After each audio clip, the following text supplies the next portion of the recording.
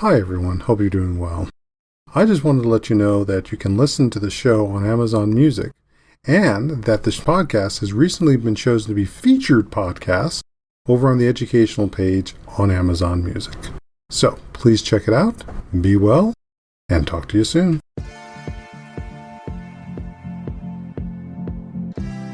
Welcome to Untying Knots, Minds and Souls Untethered with Perry Clark.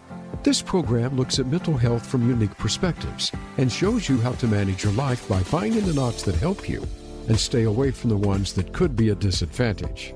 Now, here is your host, Perry Clark. Hello all, welcome back to Untying Knots, Minds and Souls Untethered. I hope you're having a good Christmas season right now, and I want to let you know about an item that you should still be able to possibly get before this holiday season is up, and especially if you want to give it as a Kwanzaa gift. With our author today. But before we get into that, as always, we want to start with a reminder that this does not constitute this podcast does not constitute working with a mental health professional. It is for entertainment and educational purposes only. Please seek out a mental health provider in your area. So, last year of this time, you probably, if you remember, I did an interview with our author here, as well as their publisher for Stacked Decks Press. And the author here, Ajuan Mance, was helping us talk about the book 1001 Black Male Portraits. So we have them back today to talk about their new book. And to start off with, let me remind you of Ajuan's background and their bio, their information. So, Ajuan Mance is a professor of English at Mills College and is instructor in illustration and comics program at California College of Arts. Their illustrations and comics have appeared in several collections, including We Are Here, winner of the 2019 Ignatz Award for Outstanding Anthology, Drawing Power, winner of the 2020 Eisner Award for Best Anthology, Menopause, a comic treatment, winner of the 2021 Eisner Award for Best Anthology. She Votes from Chronicle Books, COVID Chronicles, a comic anthology, and others.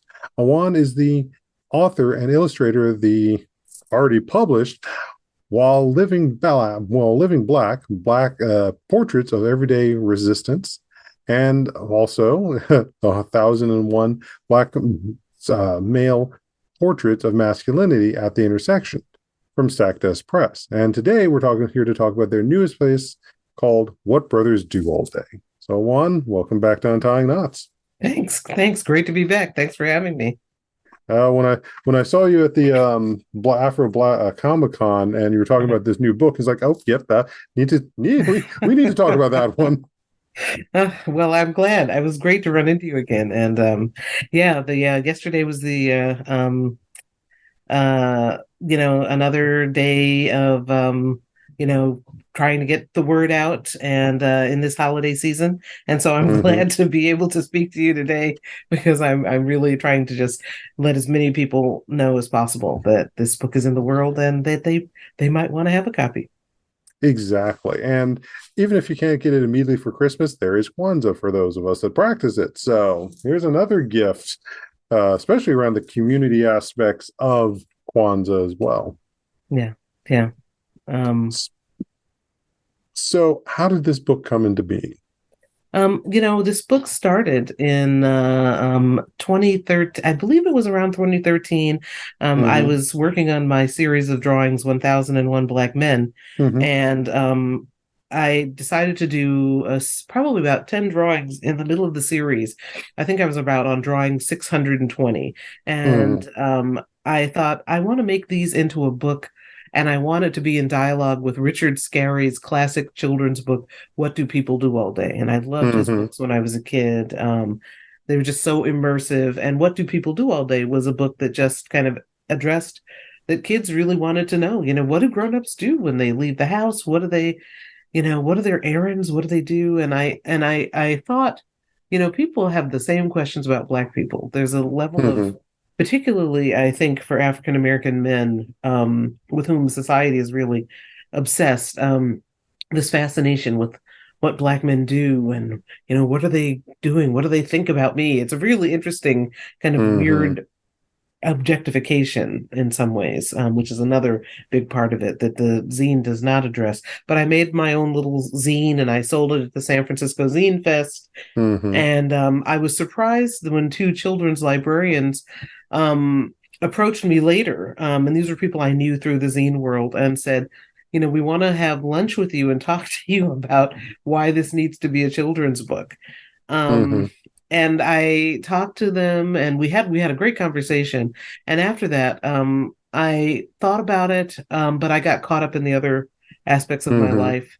And then when an opportunity came to do a presentation for Chronicle Books, they also said, if you ever have a book idea, let us know.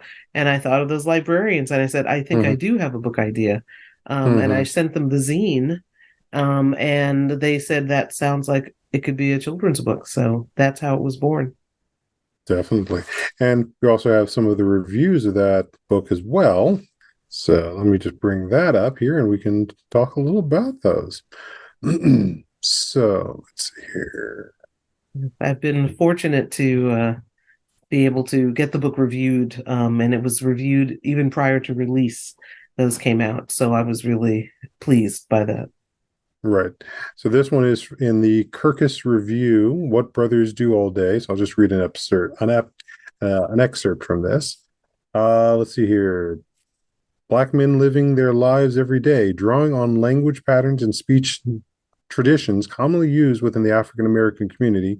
Mance refers to Black men as brothers in this picture book that poses the question, what do brothers do all day? The question is fully answered in spreads of bold illustrations that feature Black men of various sizes, shapes, and skin tones. Simple text lets readers know that brothers spend their days engaged in a variety of activities. Brothers drive, brothers ride, brothers wait for the bus, brothers cook and eat, brothers float and fly, brothers march, brothers listen, and of course, brothers love. Mance's distinctive art style will be familiar to readers of her 1001 Black Men sketchbook. The illustrations, which show a definite use of collage, drawing, and other elements, captures the character's positive energy and candency. Camaraderie, that's what I'm looking at here. The use of specific cultural details, such as brothers preparing black-eyed peas and visiting the barber shop, makes for a depiction that rings true. Mance's line work brilliantly conveys a dynamic physical movement as Black men take part in everything from jumping rope and skateboarding to dancing and playing basketball. Readers young and old will delight in exploring the ways that brothers live their wonderful lives. I like them. I like that Kirkus reviews. Well, it's a very delightful one and recognizes so much about it. And that gets so much even into the work, what you did with the 1001 is that aspect of being seen, which there's so much in our society that's about not being seen. Right. And as an artist, seeing is the foundation of my work. I've always I've been an artist, as I always say, longer than I've been anything except a Black person. I've been Mm-hmm. that for my whole life. I've been an artist probably since I was about 5 years old. That's when I won my first art contest. And it's always been about reflecting on the things that I see, and Mm-hmm. portraying my world. And so it's really wonderful to have the chance to do that on a bigger platform. But I really do think it's so important, in the 21st century, and frankly in the 20th century, to just have a lot of people's, and a lot of Black people's, perspectives on what we see when we look at our communities and we look at our people. When I see Black men and boys, what do I see? And this book is just 40 pages of some of what I see. Mm-hmm. What I wanted to do in creating the different activities was, that they didn't all align in a particular category. It wasn't all different Mm-hmm. kinds of work. Black men go to the office, Black men fight fires, black. It wasn't just Hmm. all work, and it wasn't all entertainment, and it wasn't all playing. It was all of those things, and then just the mundane, the everyday. One of my favorite drawings to do was black men waiting in line at a grocery store. That was really Hmm. fun, fun to draw. Um, Okay, I guess I got to ask, is there a question of showing black men in therapy? oh, the sequel. Okay. I'll have to do it for the sequel. Oh, that's interesting. Um, and now when I think about it, would there have been a way of showing, for my, I guess the target audience, depending on Hmm. what the review is, they say it's either 5 to 8 or 3 to 8, Hmm. or that's the ideal audience for kids, to show someone getting care of in some way, shape, or form. That would be really interesting. I didn't even think about that, but Or even that's, this, yeah, or even the aspect of talking about their feelings. oh, wow, wow. Oh, that could be a book. Oh, I'm gonna have to think about that. Yeah. Oh, Well, wow. I'm happy to be a consultant for that too. So, Well, I will keep that in mind. Don't be surprised if I, that would be kind of fun to create. hmm, Interesting. yeah, continue normalizing of us taking care of our mental health. As I said in the last couple of days, we have a history of saying don't air our dirty laundry. But Mm. fundamentally, if you keep not airing the dirty laundry, eventually it becomes a biohazard, which poisons the family and hello, generational trauma, as opposed to generational healing. Oh, yeah, yeah, that's true. And in some ways, I don't know. It's in some ways you could say visibility is permission. And Mm-hmm. so, when I think about the things that I saw as a kid, some beautiful children's books like Nikki Giovanni's Spin Us Off Black Song. Mm-hmm. Lucille Clifton wrote those wonderful children's books. I can't remember the illustrator. I should know the illustrator, but Everett Anderson, Mm-hmm. and his different, and then of course Ashanti to Zulu, these beautiful drawings, A to Z of African tribes, and even Ezra's Jack Keats, who is not black, but his Snowy Day. Every time Mm-hmm. after I read that book as a kid, growing up in the Northeast where it snowed, whenever I put on Mm-hmm. my snowsuit and went outside and made snow angels, part of why I did that was because of a snowy day and seeing this little black kid making snow angels. And so Mm-hmm. seeing things really does give kids a sense of possibility. Children don't have to, and frankly, children of all ages, and even me, at 57, Mm-hmm. we don't have to see a lot of something. We just have to see some of it. We just have to see that it's possible, that we wouldn't be the only one. And that can be transformative. I think about a movie like, I was just talking to someone about this the other day, and how when I saw the movie Hidden Figures, Mm-hmm. and I hadn't read the book, which I am, as an English professor, I should not admit that, but I hadn't read the book, and I saw the movie, and afterwards, I was with two friends and with my partner, and we just sat after the credits and just sat there for about 5 more minutes, just silently, just Mm-hmm. taking it all in. And it's been really bittersweet to think about that. I remember talking to my Mm-hmm. students in Black women's history and getting not super emotional, but more than usual.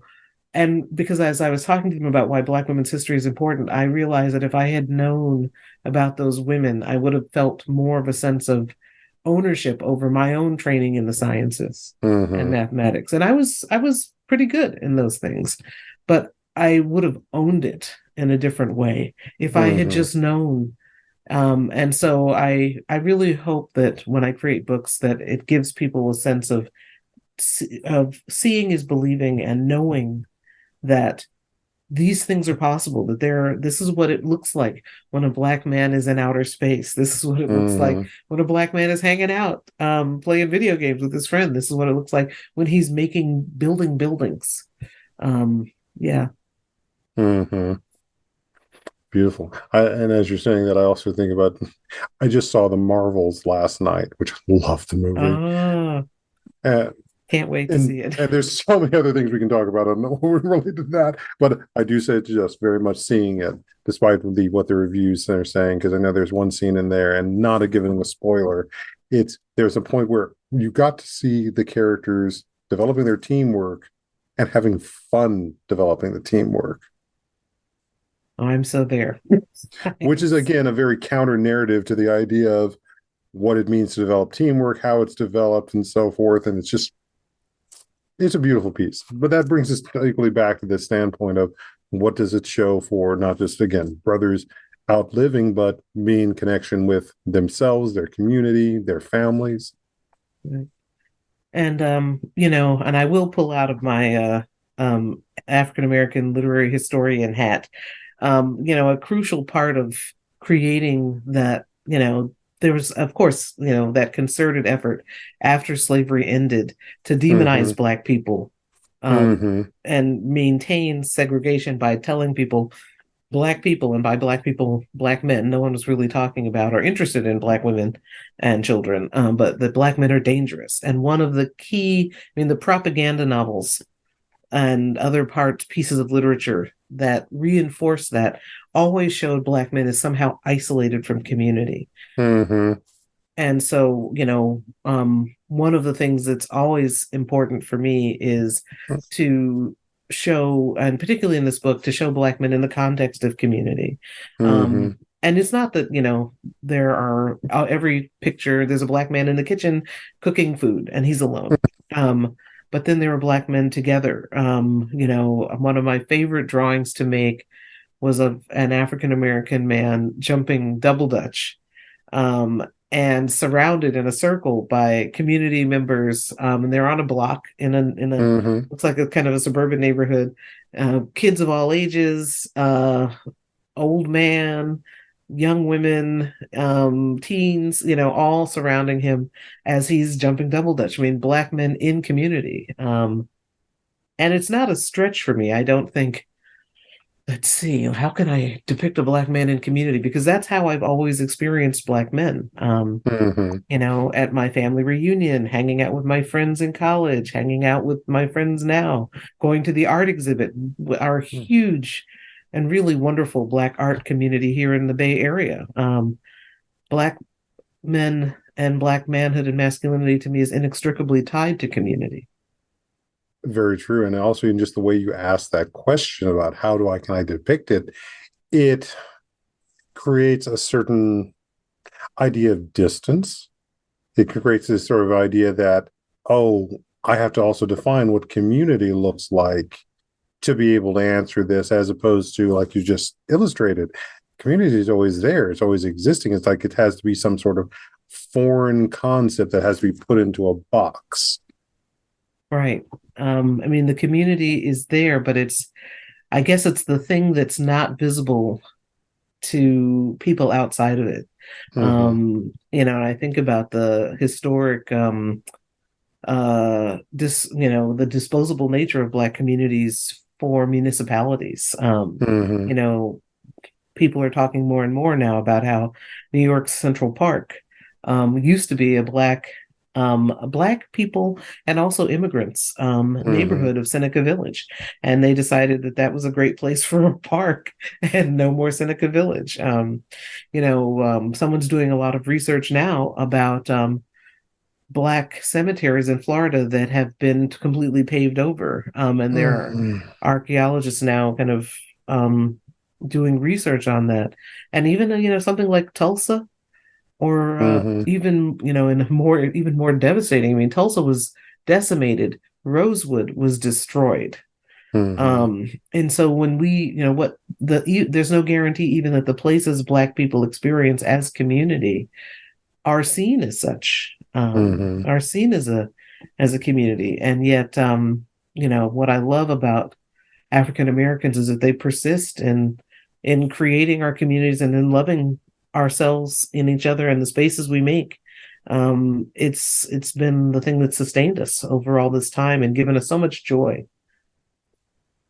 Very true. I know this summer has also led to some family archaeology and such, and I'm looking at some of the choices around some of our family members made and where they migrated from, is like, okay, how many of our family members probably were there in Tulsa at that time? And Wow. it's, again, one of those historical histories that is like, no one's ever said anything about that or made admission of it. But just looking at these timelines where somebody chose to leave a place was within 20 years of that event. Wow. Wow. So it's like, man, just knowing the ability of movement and the needing to stake claims, like there's probably sections like, again, my family that were there in that event, but I would have never known. No one's ever said anything about it. And the way that sense of community was broken up there to what's showing up for me here and now. And I think ultimately, and why I'm having us have this chat. Yeah, that's amazing. I mean, the stories. But it's probably one of those things that happens and people don't want to talk about it. Mm-hmm. Um, We have more reason why we need a brothers in therapy. right. Yeah, I'd have to say that idea of, sharing, talking about your feelings. I could see the illustrations for that. It's so much fun to do children's books. Mm-hmm. I wouldn't necessarily say that it's easy. No. I, of course, as an academic, I've written books that are very long, and this is a lot less long. I would Mm-hmm. even say my book Living While Black started as illustrations on Instagram, and then became a book, and it required actually a lot more writing than I expected as an illustrated book. But as it evolved, I was working with my editors, and when I realized, oh, I want my captions to be definitions, but then if I have these definitions, I need evidence, and I ended up researching this detailed timeline of Living While Black incidents. Mm-hmm. It was a lot of art, but it was also a lot of research and writing and Yeah, well, heartbreaking there's the research. academic and you talk. There's the academic and you talking versus just the artist talking. Right. I didn't have any of that for this book. This book actually has relatively few words, but the drawings were much more complex. Mm-hmm. As even though they were for children, one of the things I really hope that children get out of the experience, talking about looking at Black people in Black community, is that there is so much detail that there's a lot to look at. Mm-hmm. There may be 12 people in line, or I don't remember how many people are in line in that picture, but a lot. And Mm-hmm. or all of the faces surrounding the man jumping double dutch, or these people marching in protest, Mm-hmm. or even something simple, a drawing with just one guy in the kitchen, but what all is in the kitchen and what is he doing? And one of the things I loved about books when I was a kid, and I have a lot of children's books in my house too, because I have nieces, but also I love those books, is when there's just so much in the drawing to linger over and to experience and enjoy. And so I hope to replicate that experience, that you're kind of inhabiting Black space and Black community as you're paging through this book. Beautiful. Just utterly beautiful. And I think that's a great place for us to take a break. So I'm Perry Clark, licensed marriage and family therapist, here with Ajuan Mance, author, educator, artist, and we'll be back here to talk more about what brothers do all day. So stay tuned in the second half, and we'll see you soon.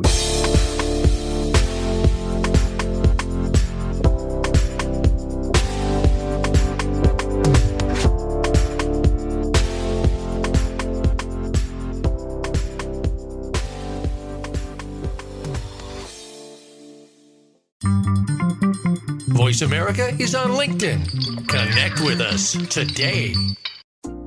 Our lives and the world around us can get messy and frustrating.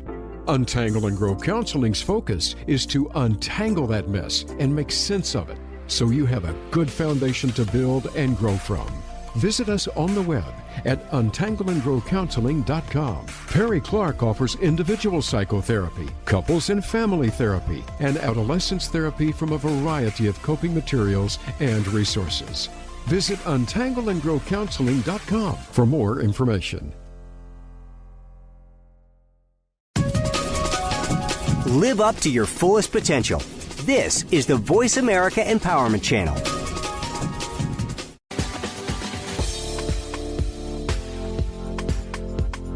You are listening to Untying Knots, Minds and Souls Untethered.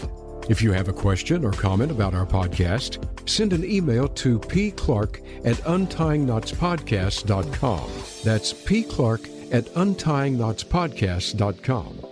And now, back to the program. Welcome back, everyone. It's Perry Clark, licensed marriage and family therapist, here with you with Ajuan Mance, author, educator, illustrator, and talking about their book, What Do Brothers Do All Day? And we sort of drifted away from talking about the book, but there's we'll bring it back in this regards of one of the other areas that is of interest and that you've experienced is what does it mean around Black children's media and literature and illustration? I mean, the aspect of we've got an umpteen number of illustrated books out there. How many have also been targeted specifically for people of color, especially Black children? Yeah, I love that question because there's a part of me that's always the kid at the Freeport Memorial Library on Long Island with librarian Arlene Goldstein, who knew that my mother wanted Black books for her kids, letting us know about the latest releases. And the 70s, there were Black books. There were books for children by Black authors before the 1970s, but the 70s just sees this explosion of books. Those books they're in my mind today, 50 years later. I'm still thinking about, these children's writers who, I still remember lines from Nikki Giovanni's Spin a Soft Black Song. I still remember, some of the jokes that Everett Anderson told in his Christmas book. And of course, I remember the wonderful collage work in Whistle for Willie, by Ezra Jack Keats.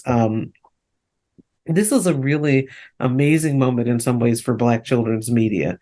And I call it Black children's media because it centers Black children. But what's great is that children of all ethnicities are getting really into some of this media. And part of it is the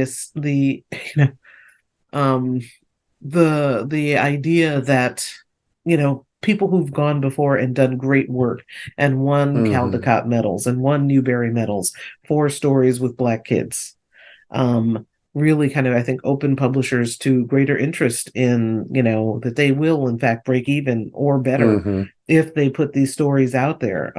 And so, bringing in someone like, say, now it's probably 25, 30 years old, Faith Ringgold's Tar Beach. But I think all of these things, the rise of Black Panther, Spider-Man Into the Spider-Verse, and how successful those were, bringing in people like Nnedi Okorafor and Roxane Gay and Ta-Nehisi Coates to write Marvel Comics. All of these things are, in some ways, a response to the fact that Black audiences love this material, and audiences who are not Black also love this material. And so it's created a bigger space. And so the proof, I guess it's the proof of audience, proof of concept, proof of audience.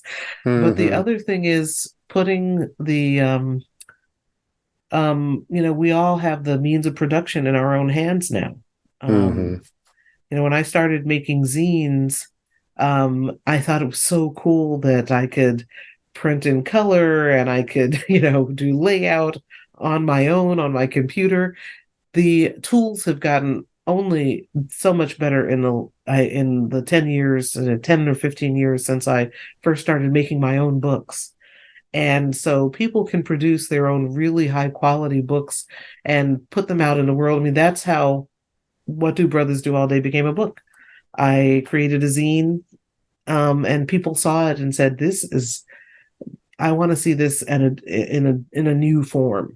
And so, getting out there and I think it's so, I've seen other people of color do this, friends of mine who are not Black, with all kinds of books.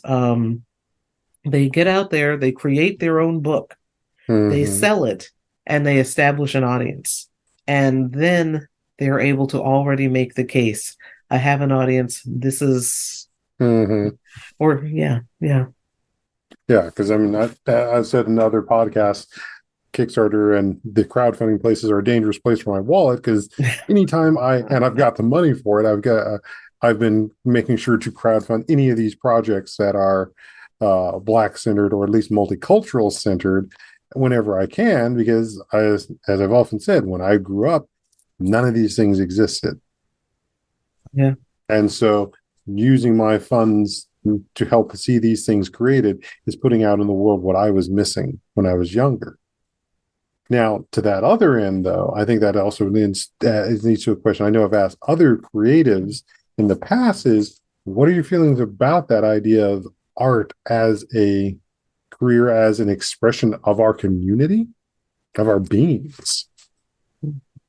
I love that question. One of the things, as I said, I'm a literary historian, and in terms of my training, and my graduate work, I did in African American literature. And so my thing is, I love diving into the Black past and finding these art communities and writing communities that we don't know existed, but they were there in places where we gather. They were in New York, they were in Atlanta. We're not the first generation to do this, which is amazing. And for me, that idea of the kind of, how do I know what these communities were like? It's the writing that they left. And in some cases, the art or the music. Although if you're looking at 100 years ago, 150 years ago, they didn't have recordings. Right. But so I think that as a mode of expression, Black people's art is so important. Our drawings, our writing, our music, now that we have recording, our dance and theater, that's how we reflect on our world. That's how we show people the world as we experience it. That's how we express how we feel as Black people about being ourselves, being in our communities. It's so powerful. And it's also a gift that we give to subsequent generations so that they don't feel alone and they don't feel like they're the only ones who've ever had this experience. But giving ourselves permission to, in some ways, when I'm feeling really, when I'm in class and I'm pontificating particularly to art students, I say, 1,000 years from now, think of 1,000 years back. What do we have? We have the art. That's mostly how we know what people lived like, maybe what they looked like. But I also think that you can't create art about something without understanding some aspect of how you feel about it.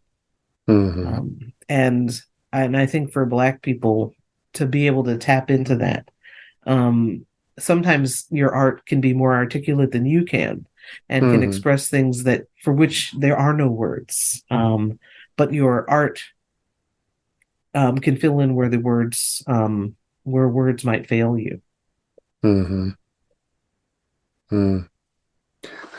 Which is where we also come into things like using art and expressive therapy as well for the things that aren't being expressed that may not even be realized there. And we see that in the line choices and the color choices and the expression, even some of the sizing that shows up when we're working in therapy from that. I think, and just that expression in general, but then also I think there is, again, that sense of what is it in our communities, because we know art is going to thrive. We know that there are people who are part of our communities that art is their breath. And yet we struggle with this aspect of having it being as acceptable, as being something that is normalized, even if they're not going to make that their full career, but that the art is accepted, is that recognition of them breathing. Right. Yeah, I think, I think that a lot. When I was in college, I was an English major. And I did an honors program in creative writing. You had to do an English major. And if you did that, then you could apply to take 4 courses and do a thesis and be in the creative writing honors program. So for some reason, that felt okay to me. but I Mm-hmm. never took a single art course when I was in college. And there's not a week that goes by that I think, now, why was that? Why didn't and it wasn't just that, um, I didn't want to walk over to that building or something. Mm-hmm. I didn't feel like, um, given who I was, that it would make sense for me to do that. Even Mm-hmm. though I did a little bit of freelance work as an undergraduate and as a grad student. Um, but what was it that kept me from thinking that that was, and I hate to say it, but practical, that Mm-hmm. it made sense for me to do that. And I think part of it was the people who I saw doing the art major. A lot of them read to me as very wealthy people. Mm-hmm. There are a couple of people of color, but I thought, well, they're risk takers. You know, Mm-hmm. they were different than me. Um, and I what I think now, I know so much more about art, that it's not just gallery work, and making those connections and being able to get your work up on the walls and, Leo Castelli or what have you in Soho or something in New York. Mm-hmm. There's art everywhere. An army of artists works at Pixar Animation Studios. Every logo had to be designed by somebody. Mm-hmm. Furniture is designed by artists. Now that I have an understanding of that, I encourage all of and a lot of those people have an individual art practice as well. They design furniture and they paint. They design furniture, they make sculpture. So I tell my students, I say, art is everywhere. Art can be a career. I said, and I tell them, I said, don't be like me. Um, if it has to be practical, you know, tell your family what I'm telling you, and do this thing. It's a you if you love doing it, you will excel. Mm-hmm. And you know we have, I think, trouble giving ourselves permission to do something that seems indulgent. Or if we're living in the United States or Europe, most people who are going to art shows, going to openings, they're not Black people. And I think it's really hard for us to see ourselves in that space. So you've hit on a number of things, which obviously we know sits in the categories of racism and so forth. But it suddenly strikes me as that some of these other fears also smack dab to what I was saying earlier about the dirty laundry has become poisonous. Hmm. Yeah, yeah. Um, I mean, constraining ourselves and not allowing ourselves to fully inhabit, what our minds and bodies are telling us we should be doing, Mm-hmm. is not good. When I see someone in crisis, or when I spent a semester as an artist in the schools in San Francisco working with middle school students, which was Mm-hmm. fascinating. Eighth grade. It was intense. I took a nap every day after I was done. Um, but I saw some of the kids who really loved what they did. They really lit up, but also for some, there was also this simultaneous constraint. I like doing this, but I can't do this outside of this class. Mm-hmm. And you know, I wonder the degree to which, some of the kids I see who are making interesting or problematic choices, are they also shutting something down in themselves? Mm-hmm. If I know for me, when I started developing an actual art practice towards becoming professional, it was a visceral experience like nothing I've ever had before. My mind and my body telling me, you've got to do this. You've got to get back into a drawing. You've done everything right. You've done your whole career. Look at you. You're in a tenure track job. This was when I was a professor at the University of Mm-hmm. Oregon. You finished your first year. You have got to go and get those art supplies and remember who you are. Um, Mm-hmm. and I had a lot of tools to be able to suppress that and still have other alternatives. I wonder the damage to our community, um, that's enacted when the musicians, the visual artists, the poets, the dancers feel like they can't really pursue that. They have to somehow Mhm. become something else. And sometimes that's what we find ourselves sitting in therapy, trying to reconnect with and feel with, because that value judgment about those things is part of that dirty laundry. I know I've more than enough occasion, and this isn't just for Black people. This is for a number of clients who have said to me, "My parents never taught me this." Usually, it's been about money Mm, that we've had this conversation about the concept of working, and that standpoint of, yeah, your parents never were going to teach you about this because it was never part of their world, or it was the thing in their world that got suppressed right, right. in Um, and devalued against the idea that they have to survive. right, right. Um, and survival meaning something really specific. Mm-hmm. And also giving ourselves, survival is critical. I mean, I often think of the some named and some unnamed ancestors of mine who were Mm-hmm. enslaved people, and somehow transmitted enough care and love and a sense of valuing how to value yourself, such that as soon as my ancestors were free, they became upwardly mobile and created a world in which, in the 21st century, on both sides of my family, we have a fair amount of, we, have healthy families, healthy community members. Mm-hmm. Um, and so survival, I don't want to knock survival. Mm-hmm. That is why any of us who are sitting here are sitting here. Mm-hmm. Um, but I think that at a certain point, you know, survival, we also have to complicate what that means. Mm-hmm. Just being alive, and having a place to live and food is important. But what do we need so that we can be fully engaged with the community around us? Fully Mm-hmm. engaged, fully participating in a productive, healthful way. I think I'm a better person in the world, um, as an English professor who is also an artist than when I was, just kind of focused on doing this thing Mm-hmm. that I grew to love. But I became an English professor because I had an advisor who told me that she thought that was what I should be doing with my life. And therein becomes so much of the balancing point about who are the ones who are instilling and inspiring us, Right. and who are the ones telling us just to minimize, devalue, fit in to survive. Mm. Which is, I think, where your book is a brilliant piece of how are these men, these brothers, going about the world, not just surviving, but living, breathing, helping community be. Yeah.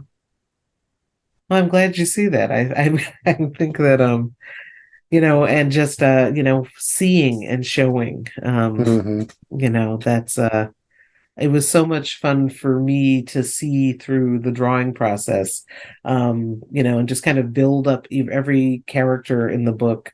Is he going to be smiling? Big afro, small afro, Mm-hmm. shaved head. It was so much fun to imagine all of the possibilities, all the different ways of being Black in the world. And then to also, part of me, I'm trying to imagine myself as a kid looking at these drawings and what I would love to see, what would be interesting to me. One of the things I love about reading books with kids, I've enjoyed reading books with my nieces when they were smaller, was the questions Mm-hmm. they would ask and the things they would notice.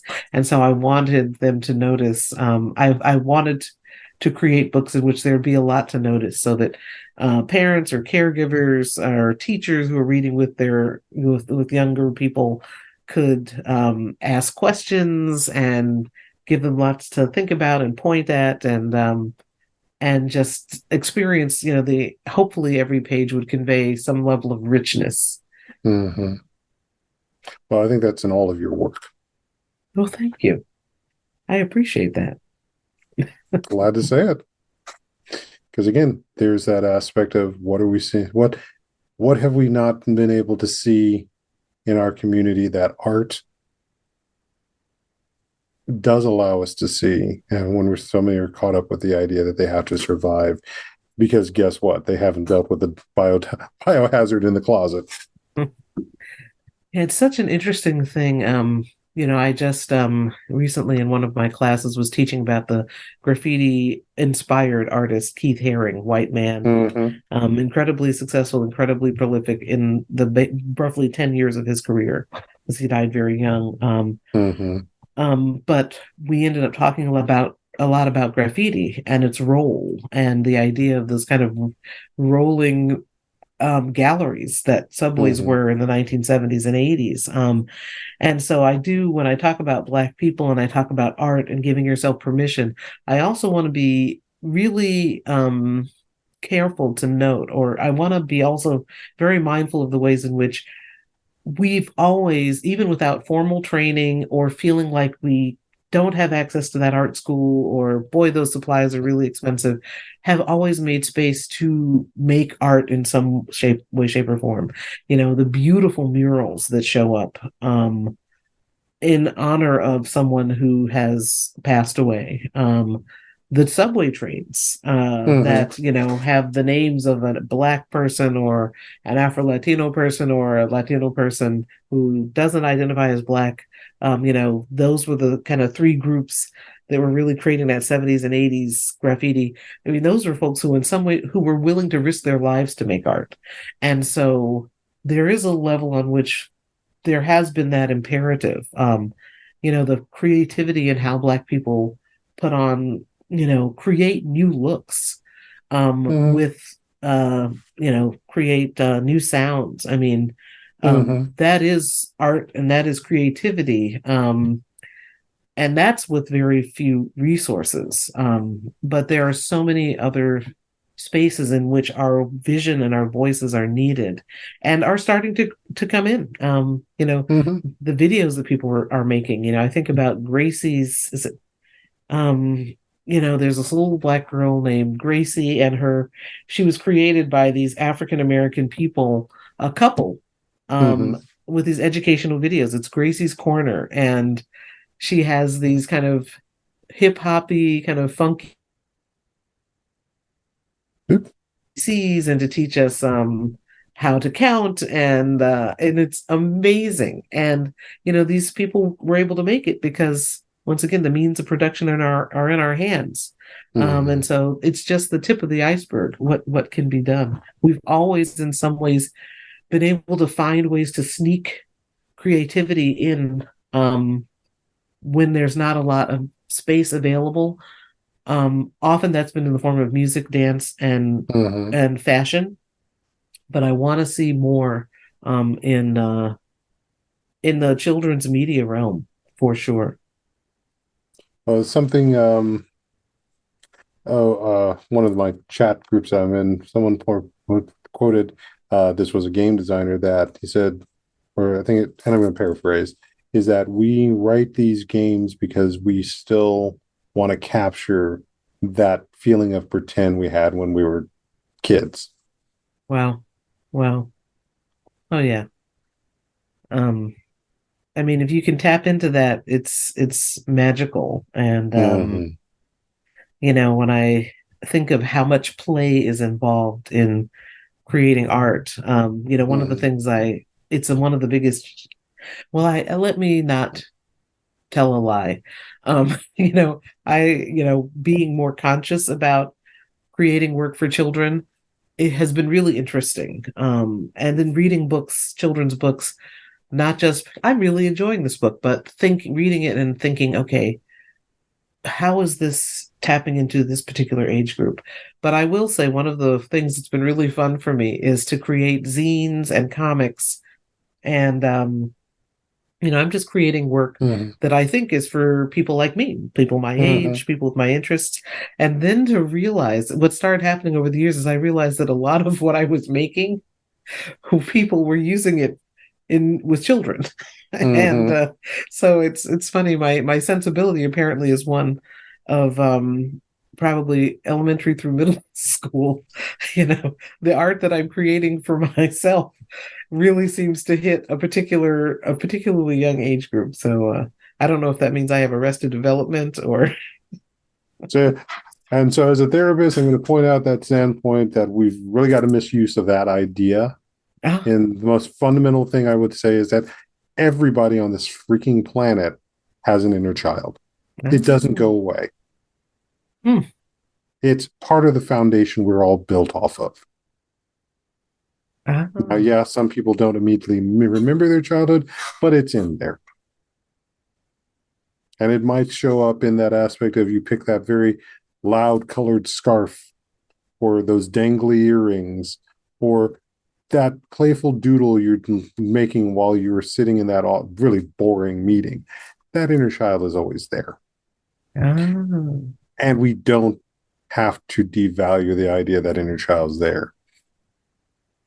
It doesn't mean we also need to let it always be in control. There's the biggest difference. Because again, the child may not always understand nuance. And the child may always respond much more from a place of emotion than from logic. Interesting. Well, I will say it's just over the course of, I started making comics. I started making zines around 2010. I started making comics around 2014.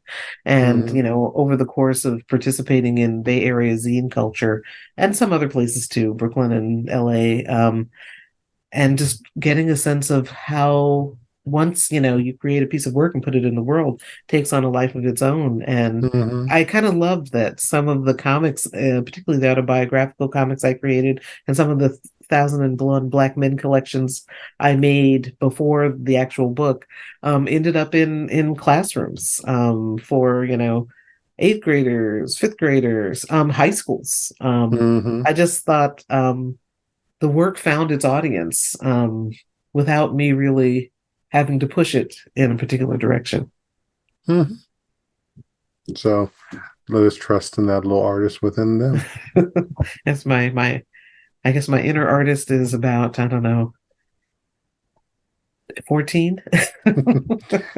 So I very much encourage you to go and play with that 14-year-old artist, because that's something that's good mental health. Well, you don't have to tell me twice. Excellent. So we should be wrapping up. So where can folks find more about the book and more of your work if they would like to? AjuanMance.com, my first name, last name.com. And there are links to my books and some samples of my other art. All righty. I'll try to have as much of it in the show notes as well. And I want to thank you again for coming back and having this chat with me. Yeah, thank you for inviting me. Not a problem. So again, check out the book. And where is it also being published from again? The book, it's out from Chronicle Books. What do brothers do all day? All right. So again, for those kids in your life, for Kwanzaa gifts, for Black History Month, which we know is coming up, this isn't something that you can get your kids and feel good about it. So be well and hope you all have a good holiday, and we'll see you in the new year because we got more coming then. So I'm Perry Clark, and this is Ajuan Mance.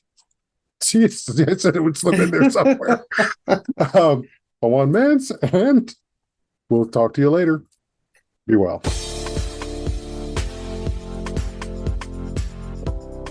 Thank you for tuning in for Untying Knots, Minds and Souls Untethered. Be sure to join your host, Perry Clark, for another episode on the podcast coming soon on the Voice America Empowerment Channel.